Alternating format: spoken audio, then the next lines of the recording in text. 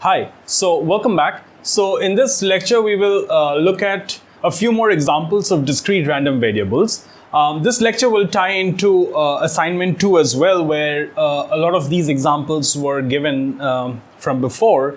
You were asked to find the PMFs and the expectations and to work with them. So this is going to be both a solution to those problems and also a lesson in the examples of these new random variables, discrete random variables that we want to look at. So the first one, which was problem 1, was the geometric distribution. It was written in notation like this, where x is a random variable which counts the number of failures. Failures and successes can mean anything, as we have already seen in Bernoulli trials.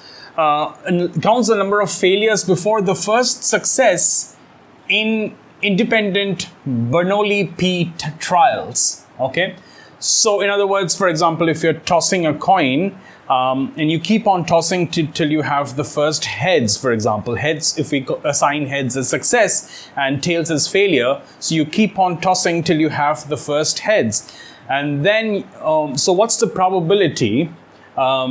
So in other words, if you want to find what's the probability that the number of tails before the first success is k, then that would be the PMF. Okay, x will count to the number of failures. So for example, if I write 0, 1 for tails and heads respectively, so let's say you have a sequence like this. So you have 5 failures and then the first success. Okay, so x will count to the number of failures before the first success. Okay, so 5 tails, 1 the first heads. Okay, you try it another time, you can have 7 failures before the first success, something like that.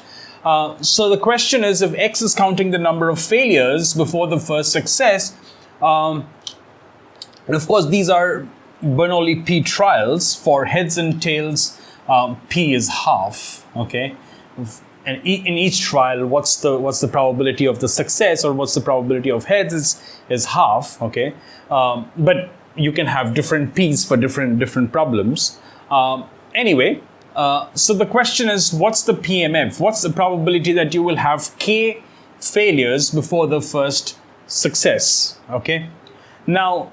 That was the first part. The other part was to find the expectation, or the average number of failures before the first success. Okay, how would we answer this part? So if we look at a sequence like this, here in this example, the first success is as the 6th place. Okay, you have these 5 failures before that. Now you can have any number of failures. The question is, what's the probability that you have k failures? So if you have k failures, you will always have k such zeros. Okay, in any sequence like this. Okay, you must have k such zeros to have k failures.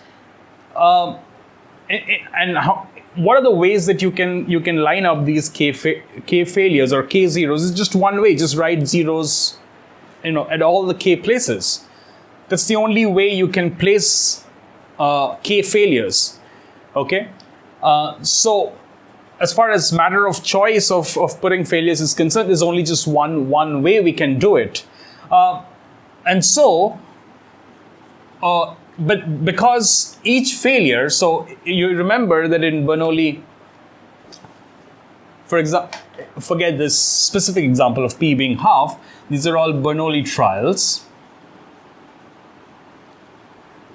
So the probability of a success is P. The probability of a success is P.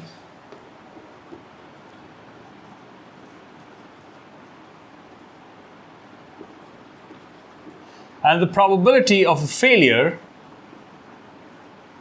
was 1 minus P, which was sometimes written as Q. Okay, so you need to have k failures before the first success. So each of these places you have probability Q. Okay, so these are all independent trials. So you need to have Q to the power k. Okay, so this one happens with a probability Q. This one happens with a probability Q. Okay, all of them happen with a probability Q because these are all failures. So you have K failures all with probability Q. So, and because these are all independent, you have Q to the power K. And then you need to have one of them for the sequence to end. You need to have the first success, which will happen with the probability P. Okay, so you will have that P over there. Okay, and this really is the PMF. The probability that you will have K failures before the first success is that you will have Q to the power K. This measures the K failures times the P, which tells you that there is a first success with the probability P. And that really is the PMF. Okay. The question is this a valid PMF? Okay. I mean, if it's a PMF, then the sum, the entire sum, over all K's from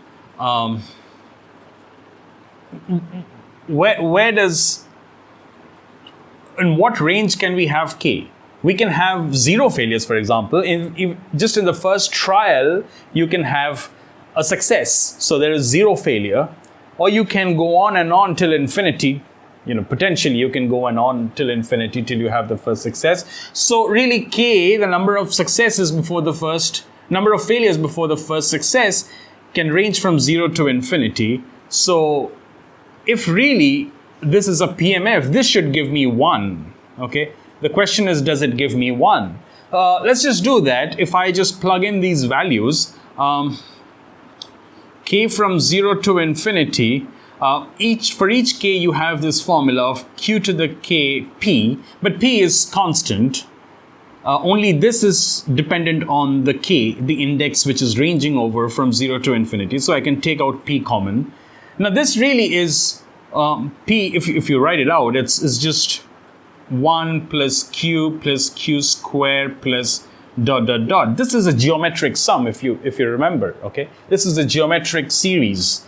Okay, and if the quantity Q is it's positive because we're dealing with probability, but if its value is less than 1, in other words, this series 1 plus Q square plus dot dot dot, this will be 1 over 1 minus Q if mod of Q is less than 1. This is the Taylor series expansion. Okay, we've all learned this is a geometric series which gives you 1 over 1 minus Q if the absolute value of Q is less than 1.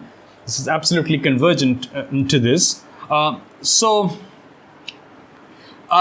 Q is probability, so its value has to be less than 1. So in other words, this will follow this formula. So this will actually give you P over 1 minus Q. But 1 minus Q is P because 1 minus P is Q. Okay, so that's really P over P, and that's just 1. Okay, so it is really 1. So this is a valid PMF. It's a valid PMF.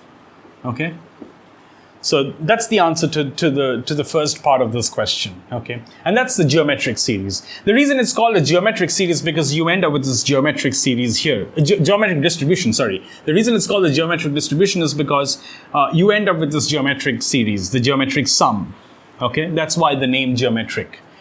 The name binomial distribution, for example, comes because you have the binomial coefficients. Okay, those NCI, PI, Q, N minus I, that's just P plus Q, the sum. That's just P plus Q to the N. Remember, that's the binomial formula. So because you get a binomial series, that's why the name binomial distribution. Because you get a geometric series, that's why the name is geometric distribution. Okay, that's the first part. What about the second one? How do you find the expectation? Well, to find the expectation, the way you can do this is these are Bernoulli trials. Okay. One way of doing it is, I mean, we could just simply use the formula. For example, let's just So what's the formula for expectation? You have k from 0 to infinity. You have k probability x equals k. That's the formula for expectation for a discrete random variable, right? Let's just use that formula and see where we can go with this. So you have summation k from 0 to infinity k times this one, px equals k is this. So again, you can take out that p. The p is common, and you're left with q to the k. Okay, this is the sum that I have to figure out. How can I figure out what the value of this sum is? Okay, well, let's just do it here in rough on this side. So I know, I've just written it out. I know what this was, 1 plus q squared plus this. This was 1 over 1 minus q. This really is the summation k from 0 to infinity q to the k. Okay. I need a k here to figure out this sum. The way I can do that is if I differentiate this with respect to q. If I differentiate this formula, forget this in the middle, if I differentiate this side and this side with respect to q, I should get that k down here and a k minus 1 over there. So let's just do that. So I will have a k, q to the k minus 1, and I will have, if I differentiate this side with respect to q, I will have 1 minus q square in the bottom, and I will have a minus sign which will get eliminated by another minus sign coming from the differentiation of minus q. So I will just have this. Okay. And what is the sum going to range over? It's going to range from 1 to infinity, because, you know, for k equals 0, the first term is 0. So the sum now starts from 1 to infinity. But I need a k here.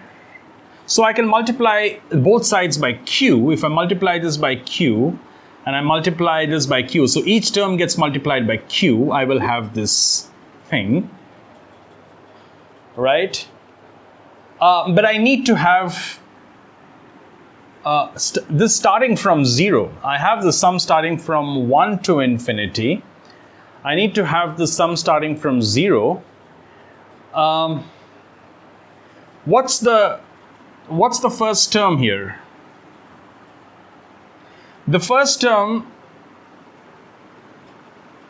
if this sum started from 0, so if I just write 0 q to the 0, if I add this term to this side, that's adding k when k is equal to 0. Okay, but that does nothing to this sum, because this quantity itself is 0.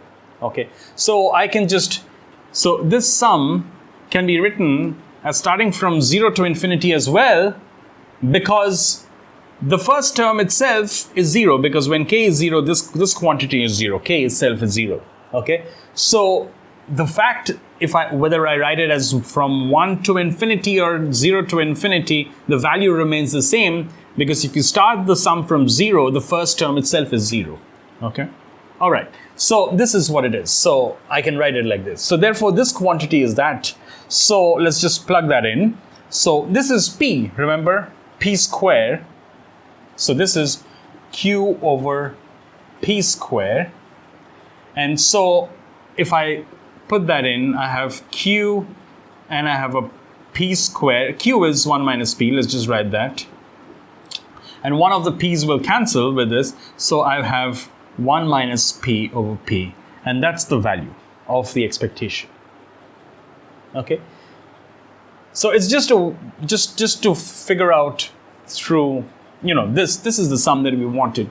It's just a bit of a differentiation and using some sense to figure out how to get that sum from here. Okay, all right, so that's the geometric distribution. I think let's just look at the assignment sheet. There was another part to it, that is, it introduces a new random variable y, which counts the number of failures before the first success, but it also includes the first success, and it's called the first success distribution. I'll just rub this out. I'll just rub everything out because we're done with these two parts. The third part to this was there's a variable y, random variable y, okay, which it counts number of failures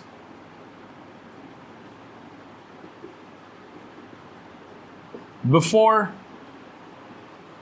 first success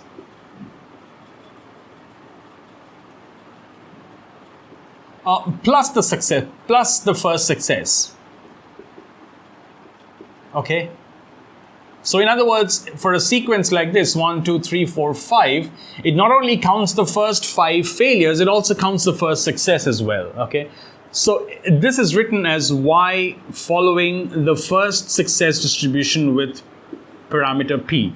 And failures and successes means these are all Bernoulli p trials. Okay. So y really, it not only, so it goes one step forward, one step more than the geometric distribution. The geometric distribution counts the number of failures before the first success, and y counts, the first success distribution counts the number of failures and the first success. So it counts just one more. So really, if you look at it, if you think about it, y just counts whatever x counts and one more. That's it. That's the relation between y and x. If x registers 5, in other words 5 failures, y will register 6 because it will count the success as well. Okay. And the question was, I think, to find the expectation, was to find the expectation of this distribution, first success distribution y. Well, that's just the expectation of x plus 1, where x is the geometric distribution. And by linearity of expectation, you can write this as expectation of x plus expectation of 1. 1 is a constant, so it gives you the value 1. So you have expectation of x, which was 1 minus p over p, and then you get 1 from here because it's a constant random variable 1. Okay, so the average of the constant 1 is 1. So if you just simplify this, you get 1 over p. That's the expectation of the first success failure. So in this first problem, we learned about two distributions, geometric distribution and the first success distribution. Okay, all right. We'll go over to the next problem, which is a problem in the negative binomial.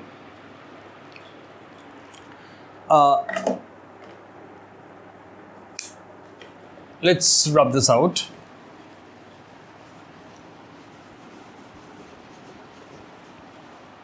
So we'll now work out a negative binomial distribution. Negative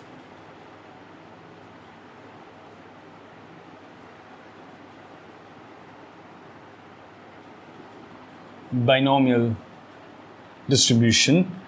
We write it like this: x follows n bin, in other words, negative binomial with parameter p. Okay. The problem was like this.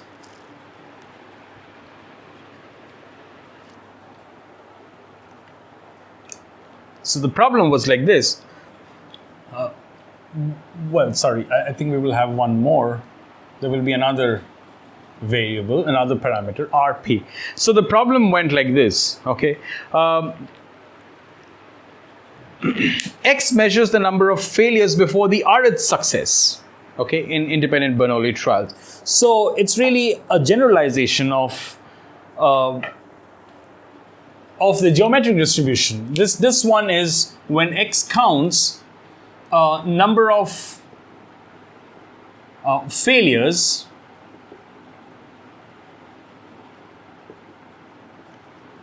before the rth, and this is the r, the same r, the rth success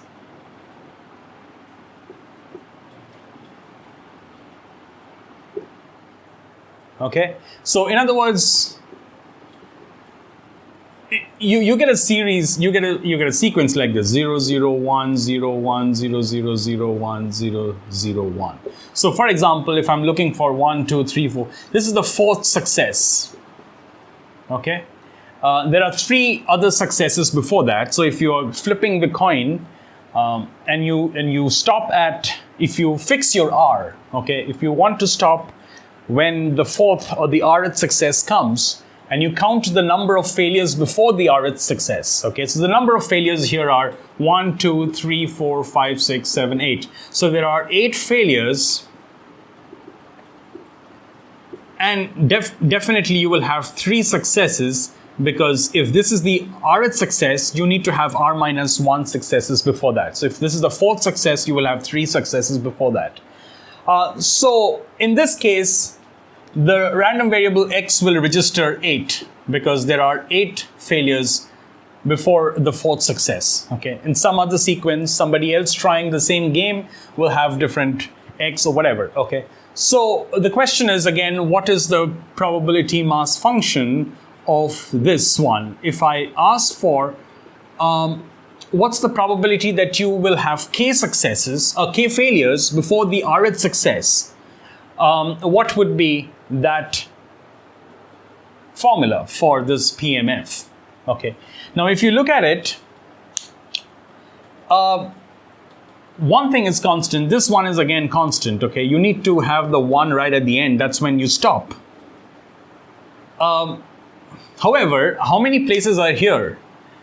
If we're looking for k failures, you need to have, in this example there are 8 failures, so k is 8, but in general you need to have k failures over here, and you will have r minus 1 successes over here, just from here to there.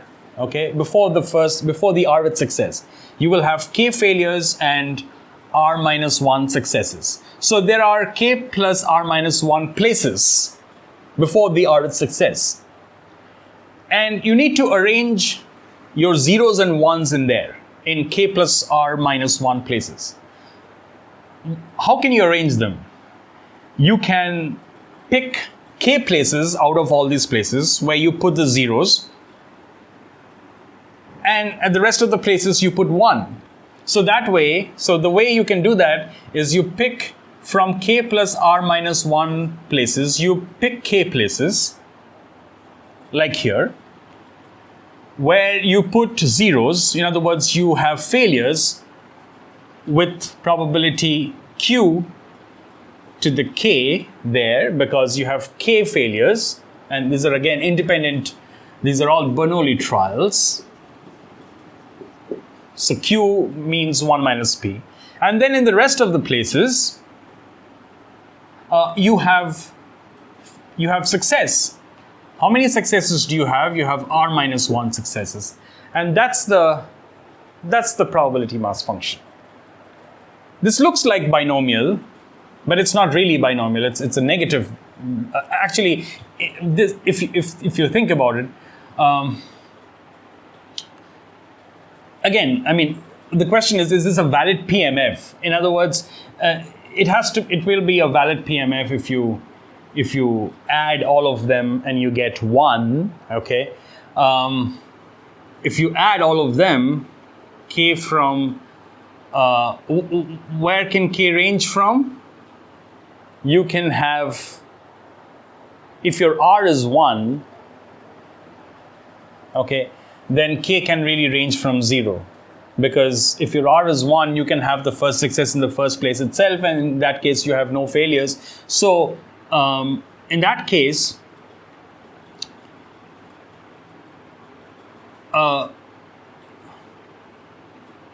actually,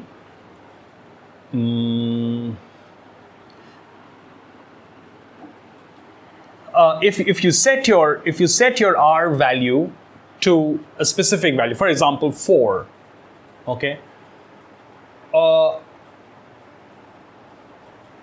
then for example if you have 3 3 successes before that. Okay. In other words, you have 4 consecutive successes. Okay. So really you have no failures over there, but you have the 4th success at the 4th place. Okay. So k can really range from 0 to infinity. Okay. So all right. So therefore, if you do this, k from 0 to infinity, this will be this thing, but as you can see, k plus r minus 1 ck q to the k p to the r minus 1. Actually, p to the r minus 1 is a constant with respect to the summation, so I can really take that out. Okay, it's common. For the rest of the things, so it's p r minus 1, and this sum, k from 0 to infinity to k plus r minus 1 ck q to the k. Actually, this sum turns out to be, and that's why it gets the name the negative binomial. This one turns out to be r.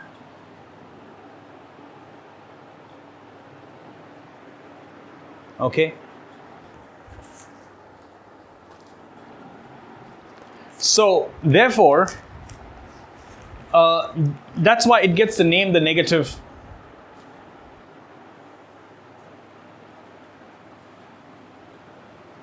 Oh, there's one slight problem here. We need to have, we will stop at the rth success, so we have to put that r in there. Okay. Really, in this whole sequence, we have to tell you when to stop. So there was a slight problem over there. So you have to stop at the rth success. So just like before, just like in the geometric distribution case, we included that p for the first success. We have to include this rth success as well. So this one that's why the sum was didn't turn out to be. Actually, this is minus.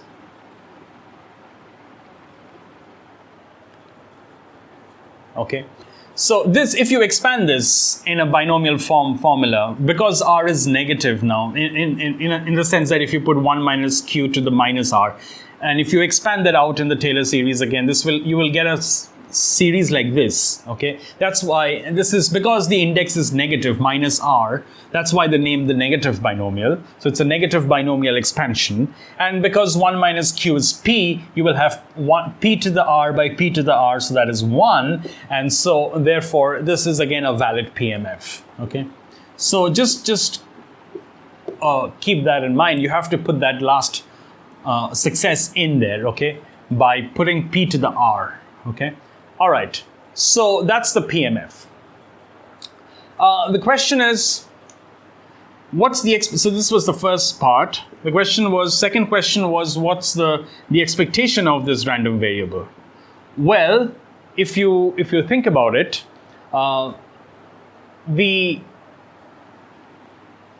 if you break this whole sequence up into smaller parts, for example, this one, then this one, till you have the first success, then this one, okay, and then finally this one. There are actually 4 blocks here which behave like the geometric distribution. This one tells you that there is a first success after 2 failures. That's the geometric distribution. It counts 2 before the first success. This is another block which is behaving like the geometric distribution. There is a success before after 1 failure. So these are all, if you think about it, you can have independent. So this sequence has nothing to do with how this one will behave. Once this ends with 1, it has nothing to do with how the next sequence will end. Okay, so all of these blocks are really independent of each other. So you can actually think of X as a summation of independent geometric distributions. Okay, so X can be written as x1 plus x2 plus something like that. Okay, where x1 and x2 are all geometric distributions. Okay, these are all independent geometric distributions. Okay, and how many are there? How many of these will be there? There will be R of them, because if the last block will have the Rth success in that. Okay, and each block has one success. If you look at it, each block has one success, and because there are R successes in this entire sequence, you will have R of these blocks. So this will be like that. So X can be written as x1, x2 up to xr, where all of these are, this is an independent and identically distributed random variables, where xi's are, each xi is a geometric distribution. Each block, each xi is a geometric distribution. So really, x can be written as x1 plus x2 plus up to xr, and taking the expectation means taking the expectation of this one, and because again by linearity of expectation, you can write this as expectation of x1 plus expectation of x2, but they're all the same because they are all identical. So there are R same expectations, which is the same as expectation of x1 because they all have the same expectations. And so what's the expectation of a geometric distribution? We just found that out. It's 1 minus p over p. And so the expectation of this random variable, which is a negative binomial distribution, will be just R times the expectation of a geometric distribution. Okay, that's what it is. Okay, so that's a negative binomial distribution. Again, the name comes because it's a negative binomial expansion if you are considering the validity of the PMF. Okay, all right, that's another example. Let's do the third one. It's a hypergeometric distribution. This is another kind of distribution. So this was problem 2. I kept it as 1. This was problem 2. Okay. We'll look at the hypergeometric distribution.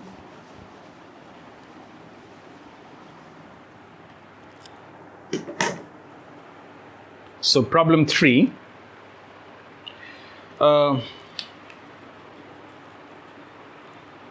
This is given in terms of an example. So the example, I'm not going to write the entire thing down, but the example says that you have in a hospital, you have, so it's problem 3, you have hypergeometric,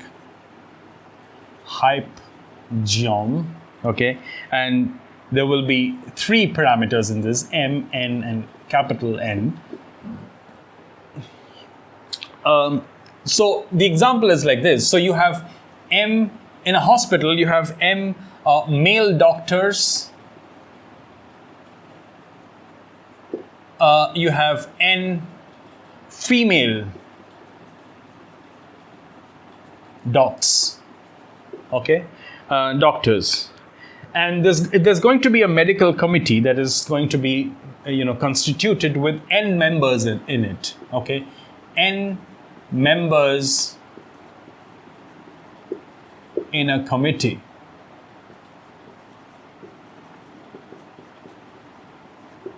And the criteria is that you need to have criteria of forming this committee of n members is that you need to have exactly k female doctors in this committee. Exactly k female doctors. Of course, k will be less than equal to m because there are because there are a maximum of n female doctors. So either this can range from 0 to n because there may be no female. You can ask for no female doctors in the committee, or you can ask up to n female doctors. So the question is, or the criteria is that you have to have exactly k female doctors in a committee of n, capital N members. K can range from 0 to the maximum number of female doctors. So in that case, the question is, what's this PMF? What's the probability that, and X measures, X is the random variable which measures this, exactly how many female doctors are there in that committee, okay? Then the PMF of this random variable, which is, of course, it's a discrete random variable because the values it can take are from 0 to n, they're integers. So the probability that, what's the probability that you will have exactly k female doctors in a committee of n members, okay? What's the probability mass function for this? Well, if you think about it, first, if there are n, so there are capital N places, right, to fill, because there are n members in a committee. And you need to have k female doctors, which you can choose from n female doctors. So how many ways can you choose k female doctors out of n female doctors? Well, it's n choose k. And then you need to choose the rest of, so there will be exactly k. So once you choose those k female doctors, you don't choose any more female doctors in this committee of n members. The rest of the doctors will come from the male doctors. Okay, how many are left? If you already chose k female doctors, you are left to fill n minus k places now in this. So you have already chosen some k female doctors, but then you are left with choosing n minus k places left here where you have to put the male doctors. That will come from m male doctors. So you choose n minus k male doctors from the available m male doctors. But that's just the way, that's just the criteria for choosing this committee.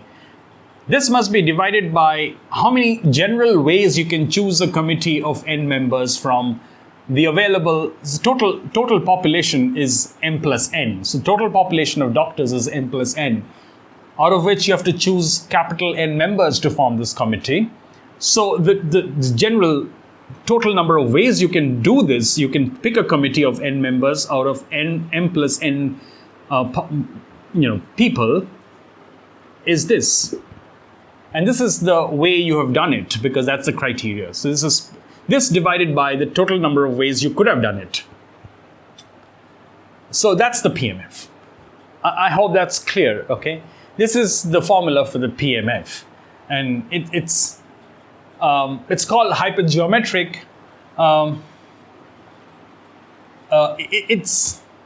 It's almost like choosing, it's almost like a binomial distribution where really you're choosing n people, you're choosing k female doctors out of n people, but then there are restrictions that you can't choose more than k. In other words, you don't, once you choose a female doctor, you don't really put them back into the population. So there is the difference of whether you're choosing with replacement or without replacement, okay?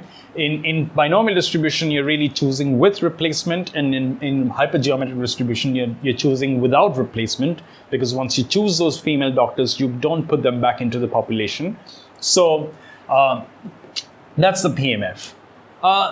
The other question, the other part was, as usual, what's the expectation? In other words, if you form this committee of n members every year, what's the average number of female doctors that you can find over a span of time? Okay.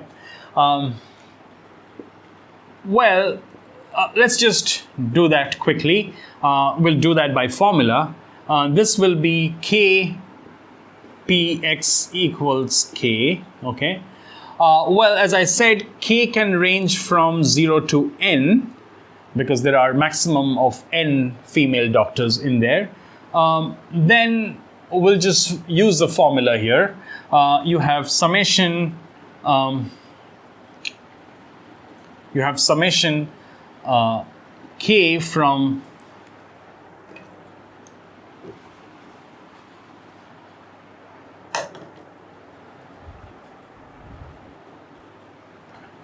you have the summation k from 0 to n. You have n c k with a k in front. You have m choose capital N minus k. And if you look at it, this denominator has nothing to do with k. Okay, it has nothing to do with k. So I can take that out.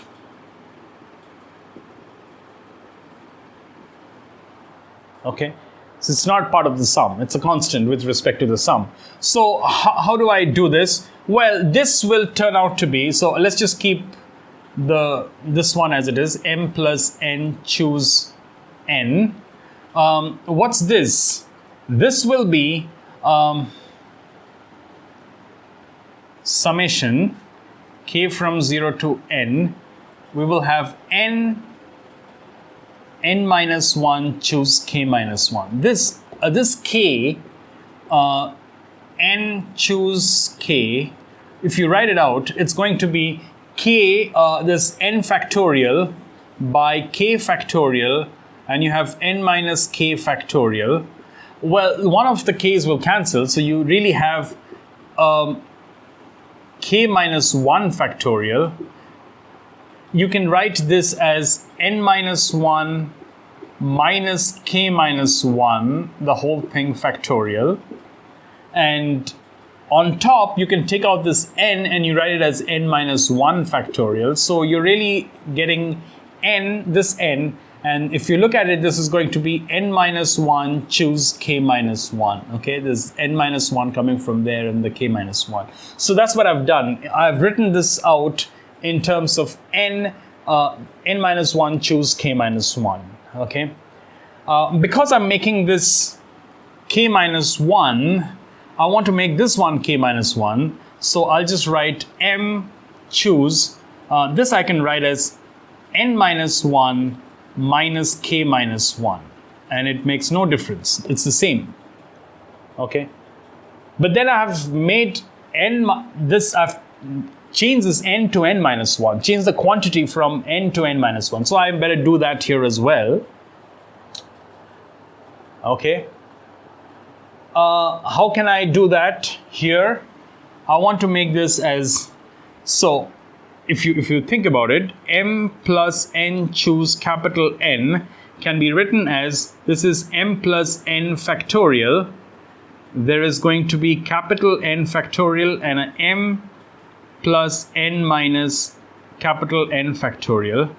I have done two things here. I've changed the n, small n to n minus 1, and I've changed the capital N to n minus 1 as well. So what I'll do is,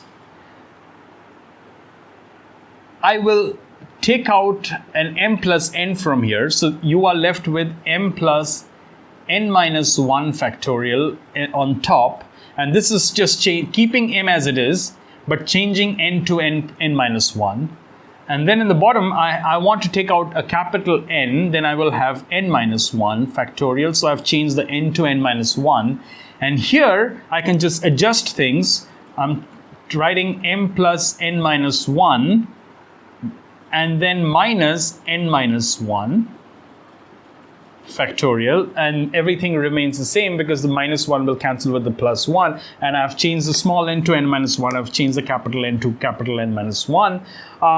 And so therefore this is really m plus n over capital N, and this one is m plus n minus 1 choose capital N minus 1. So therefore this can be written like this. Okay, so I'll just do it here. This will be, of course, this is 1 over this. So 1 over this. You're just going to have, this whole thing will just sort of go upside down, m plus n. You will have this small n coming out, which is a constant. So you'll have this n here. And then inside the sum, I will have k. Well, we'll see where it goes from. So you have this thing left, which is n minus 1, choose k minus 1. Then m, choose n minus 1 minus k minus 1. The whole thing is divided by this quantity, okay? Yeah. So m plus n minus 1, choose n minus 1, okay? And k now really ranges from 1 to n, okay? Because you have a k minus 1, okay? So it can only start from 0, okay? So k now ranges from 1 to n minus 1, and you can sort of change that a little bit. You can call k minus 1 to be r, okay? Then r will start from 0 to n minus 1, okay? If you call this r, if you call k minus 1 to be r, this is r, you have r starting from 0 to n minus 1 then, because if k finishes on n, r will finish on n minus 1. Just writing r equals k minus 1, okay?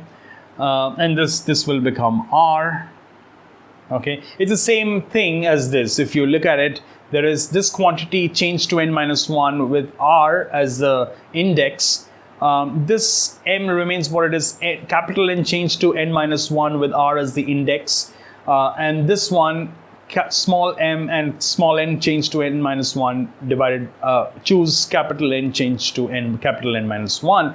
And because this was, this is a PMF, so it's you know, if you add all of them from 0 to n minus 1, the spectrum of this PMF, this random variable ranges from 0 to n minus 1. If you add all the PMFs, you will get 1. So what you're going to get here is small n, capital N, small m plus small n.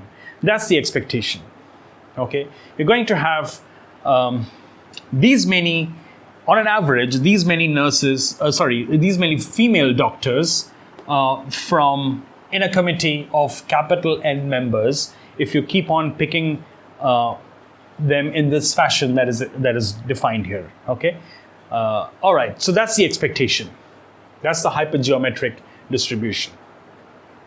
All right, it was done by an example. And the next problem, I want to keep the formulas.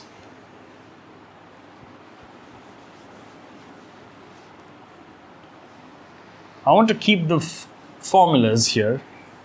Actually, let's just write that down. This is the PMF. The formula for the expectation came out to be small n, capital N, small m plus small n. We'll do the next problem, which is really an application of this hypergeometric distribution. It was problem 4.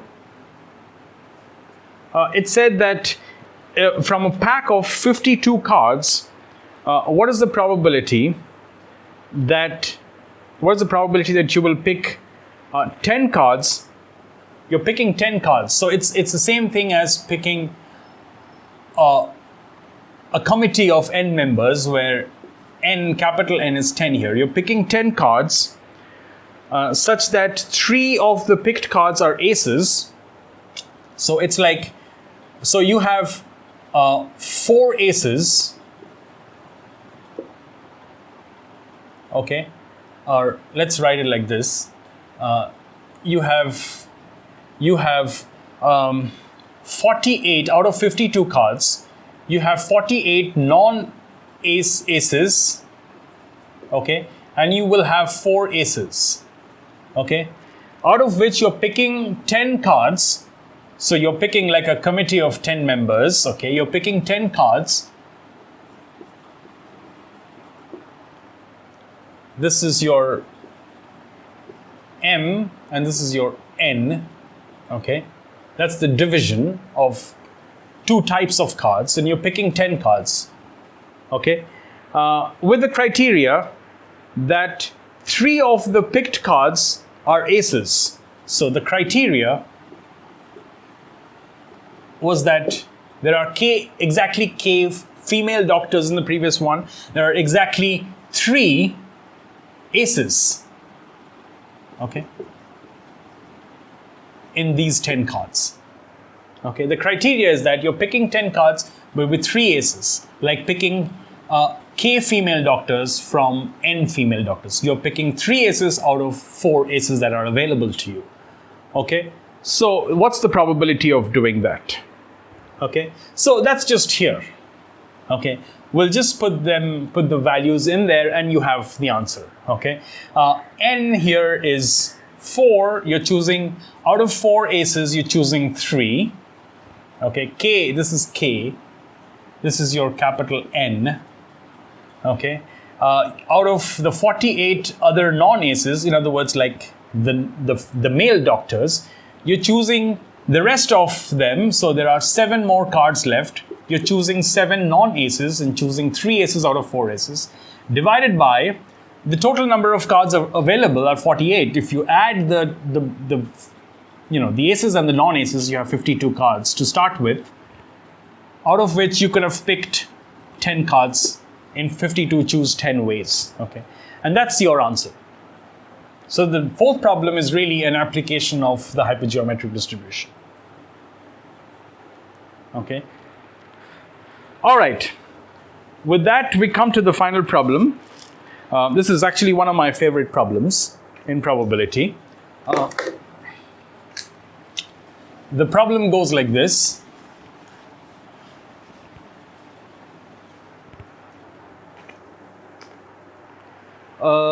Well, this is the problem of picking the local maximum. Okay, so this is problem number 5. I'll just read it out once. So the permutation of numbers 1 to n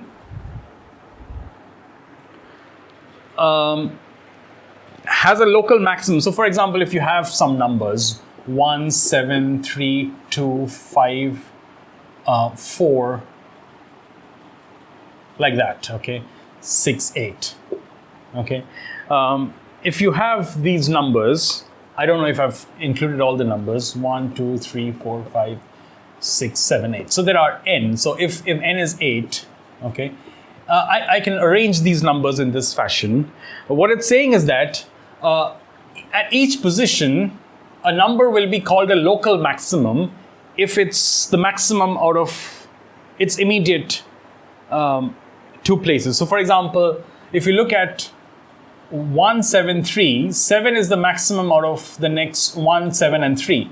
If you compare it with the next 2 places, or it's 2 places, one on the right, one on the left, it is because it's a maximum, 7 will be the local maximum at the position 2. 3 is not a local maximum at position 3 because 3 is not a maximum out of these 3. 2 is not a local maximum. 5 is a local maximum. Out of these 3, you have 2, 5, and 4, which is the maximum out of this. 4 is not. 6 is not because you have 4, 6, and 8. This one is beating this one. And for the fringes on the end, you will have a local maximum at the end if it is compared to the one immediately next to it, if it's bigger than that, okay? Because you don't have any more places on this side, you can compare it only to the number which is the only other number which is to next to it. So for example, 1, if you compare 1 to 7, 1 is not the bigger number, so 1 is not a local maximum. But 8, compare it to 6, it's a bigger number, so it will. So in this sequence that it's a permutation of the numbers 1, 2, 3, 4, 5, 6, 7, 8. In this permutation, I have 3 local maxima, okay? So the question is, if there are n numbers, in this example n is 8, if there are n numbers, and x is, so n numbers, okay, x actually counts the number of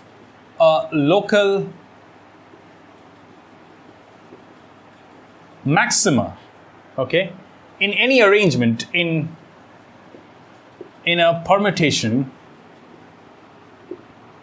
of 1 to all these n numbers, okay? It's counting the total number of local maxima. Then what's the average? What's the expectation of x? Okay? What's the average number of local maxima that you can have? Okay? So if you're dealing with n8 such numbers, people can arrange them in various ways. In every sequence you will have a few local maxima. The question is, what's the average number of local maxima if you consider all the sequences, all the permutations that you can get out of 8 such numbers, okay? All right, it's a tricky problem, but the way it looks difficult in if you phrase it that way. You have to look at every number and you have to compare it to the other numbers on its side. How can we have local maxima? What's the average of the total of the local maxima? It's confusing in that sense. But the way we can simplify the problem is, let's say I number these places. Okay, there are 8 places. I'm taking the example when n is 8. So this is the first place. This is the second place. Okay, so there are really n places. Okay, so I form a random variable where I write xi to, it's an indicator variable. This is an indicator random variable. Okay, in other words, it indicates whether at the ith position, whether you have a local maxima or not. Okay, indicator random variable indicating if there is a local maximum at the ith place.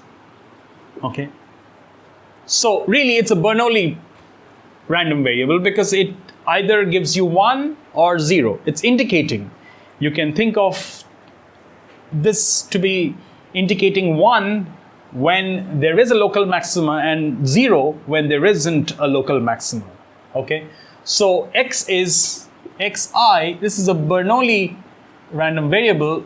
Well, we don't know what that p is. Okay, but there will be some p, some parameter. Okay, now the question is, so and then if I look at this x, which counts the total number of local maxima, the total number of local maxima in any arrangement, then this will really be a summation of x1, x2, xn. This will give you the total number of local maxima in any arrangement. So for example, in this one, x1, in this arrangement, x1 will take the value 0 because this 1 is not a local maxima. x2 will take the value 1 because 7 is a local maxima. Similarly, you will get at the fifth, x5 will take the value 1 because 5 is a local maxima, and the last one will take a value 1 because that one is a local maxima. All the others will take 0.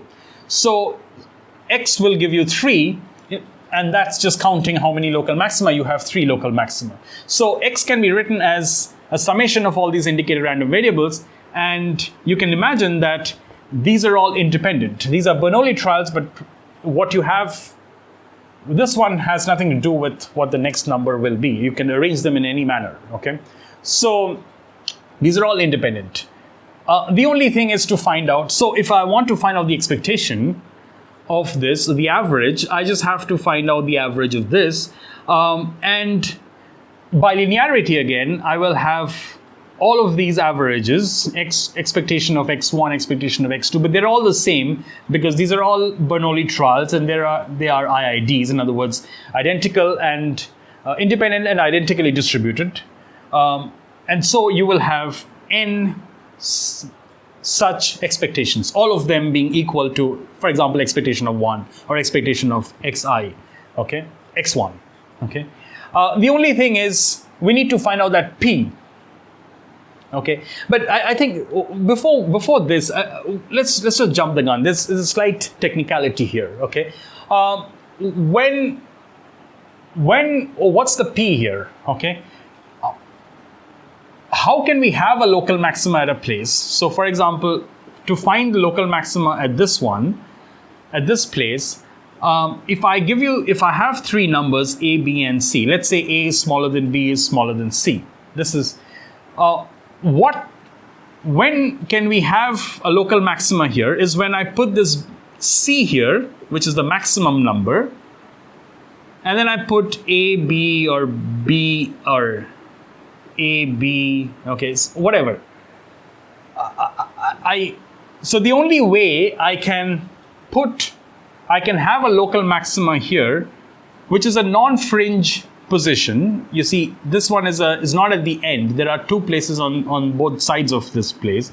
If you have a non-fringe, if you look at an ith place, which is a non-fringe position, not the end position, then the only way you can have a local maxima at the ith place is if you pick the highest number out of three numbers there, and you just put whatever numbers on the side you want, okay, either A, B, or B, A, or whatever, okay. So what way can you have? So really there are two ways of arranging them. You choose the highest one here, and either you put BA or you put AB. There are two ways of arranging this sequence ABC such that you have the highest number in between. But then what are the different ways that you could have put these numbers here? Well, that would have been three ways, right? 3 factorial ways. You could have, in other words, you could have put these numbers in any way you liked here. So again, we're back to picking a particular sequence out of all the different sequences that I can pick. So the different ways I can put these numbers ABC in these three places are 3 factorial ways.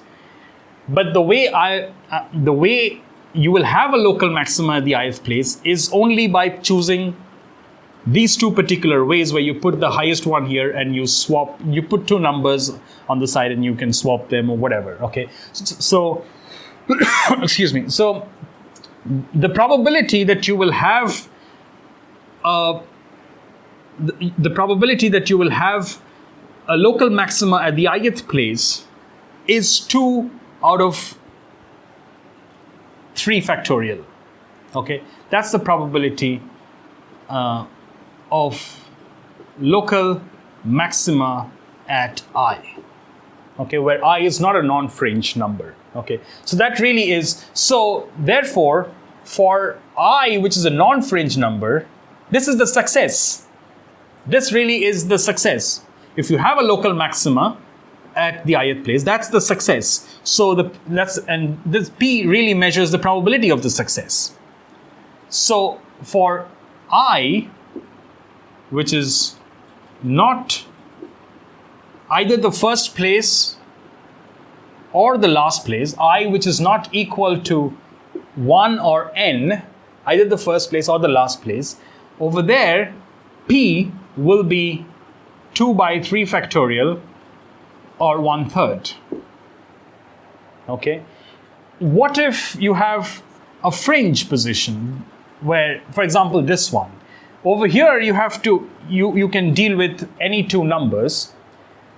How can you have a local maxima here is if you put a B here and then you have no other choice, you have to put that A here. The only way you can have a local maxima if you put the maximum number over there and then you put the other number there. So the way you can have the way you can have a success at the ith place here is it's one way out of how many ways you could have actually put AB? 2 ways. You could have put AB and BA. So if I is 1 or n, in that case P is half. So really, if I look at it, this is going to be expectation of x1 plus expectation of x2 plus dot dot dot up to expectation of xn minus 1 and then expectation of xn. For x1 and xn, in other words, when I is 1 and n, the probability is half. So expectation of this one is going to be, these are indicator random variables which are Bernoulli trials. So expectation of a Bernoulli trial is p. If you remember, expectation, if x is a Bernoulli trial, then it is, if xi is a Bernoulli trial with parameter p, then expectation of xi is p. So expectation of x1 is half. Also expectation of, so, and then you have x2, up from x2 up to xn, you're going to have 1/3, 1/3, up to 1/3. And then for the last one, you're again going to get a half. So really half and half, you have 1. And then you have, how many are there? There are n minus 2, 1/3. Okay, so that's what it is. Okay, so this is the expectation. It's going to be n plus 1 over 3. So the average number of local maxima that you can have in any arrangement of n such numbers is n plus 1 over 3. And that's how you solve the problem. It looks tricky in the beginning, but if you think about it nicely in terms of indicator random variables, and that's why indicator random variables are very, very important, because they simplify problems for you. And we can use expectation, the linearity of expectation, to find out the expectations easily. All right, so I think with that, we have introduced new concepts and new random variables, discrete random variables. There are examples. We've worked out a couple of problems using them, expectations, using the properties of expectation, for example, linearity, how we can, sort of simplify more difficult looking problems into something that is rather easy to do. And these are all, I hope this goes a long way in solidifying problem solving skills. Okay. All right. So thank you. We'll take things forward in the next lecture.